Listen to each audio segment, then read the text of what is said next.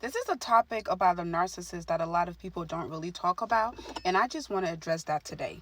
Having compassion and empathy for the narcissist, it's a really dangerous thing. If you know that you're really messing with a narcissist, move accordingly. Do not have pity. Do not have empathy. Do not feel sorry for them because they don't have pity for you. They don't have empathy for you, and they will never feel sorry for you. That narcissist will throw you under the bus every chance they get. That narcissist is plotting against you every single day. Here you are, a good person, a wonderful person. You want to see the good in everybody. The worst person to do this with is a narcissist. And I had to learn this the right way. Or, I'm sorry, I had to learn this the wrong way. What am I trying to say? The hard way. I had to learn this the hard way. This is a very serious topic. And especially when it comes to certain communities, like the African community where I'm from, the narcissist can be a woman beater. He can beat that woman to a bloody pulp. And the family will tell her to forgive him, go back home and be with her husband because it is her husband and it is for thick and thin or whatever the heck they be saying. And that person, that woman, ends up unalived. This literally just happened in my city a few days ago.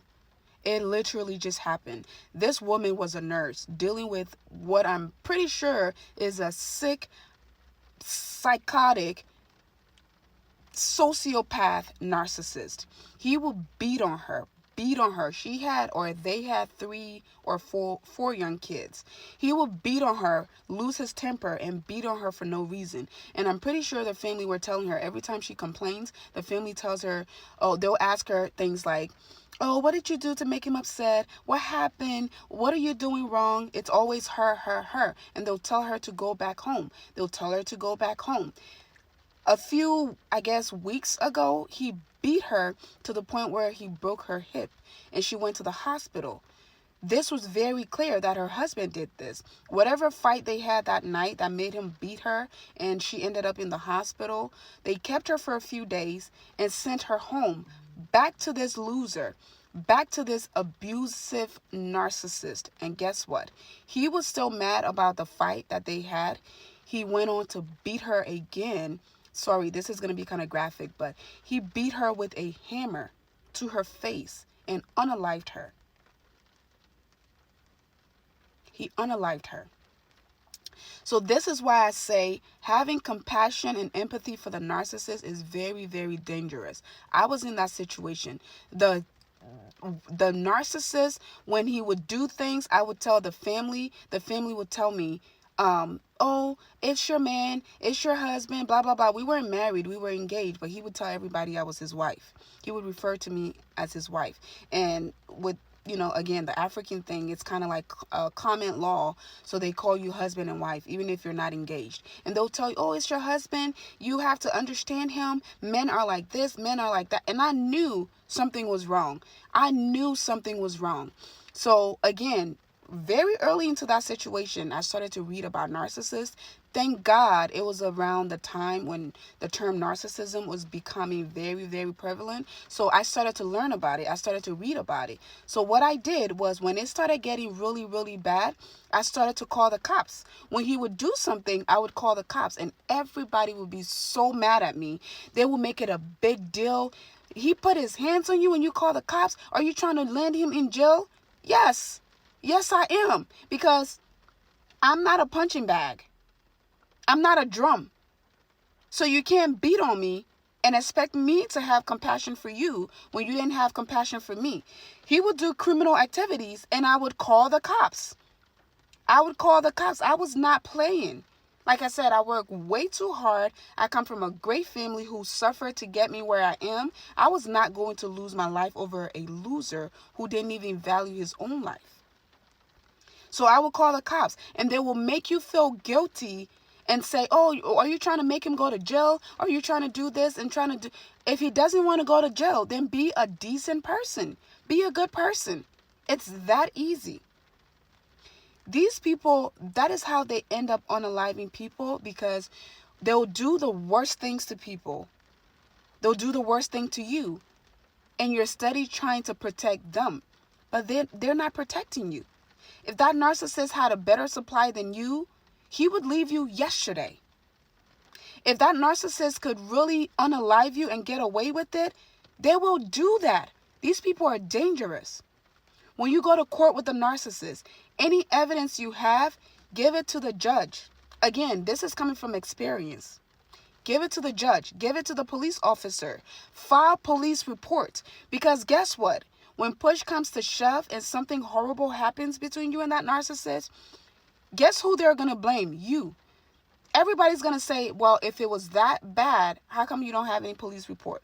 How come you didn't get authority involved? How come you didn't do this? How come you do... When the narcissist put his hands on me and got arrested for domestic violence and was put into jail, guess who bailed him out? Yeah, I did. With a black eye, I bailed him out. Why? Because I was in that trauma bond those first 6 months before I started to do my research. That was actually the incident that opened my eyes, and I started to do my research, and I started to plan my escape. That was right after our engagement.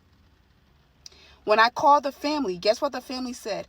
Oh, that's your husband. You can't let him stay in jail. You can't do this. How can you call the cops? I wasn't even the one who called the cops. It was him against the state of Georgia.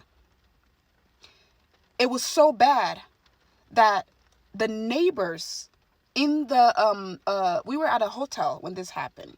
The neighbors in the hotel called the cops. The cops came and arrested him right away. Based on the evidence and everything, he got arrested.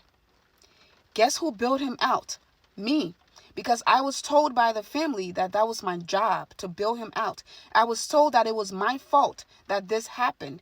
I was told that he had no criminal records, and they don't know how come with me, he all of a sudden lost his temper. I ended up finding out that this guy was a criminal. He was a jailbird. Multiple times. Way, way before me. Multiple criminal records.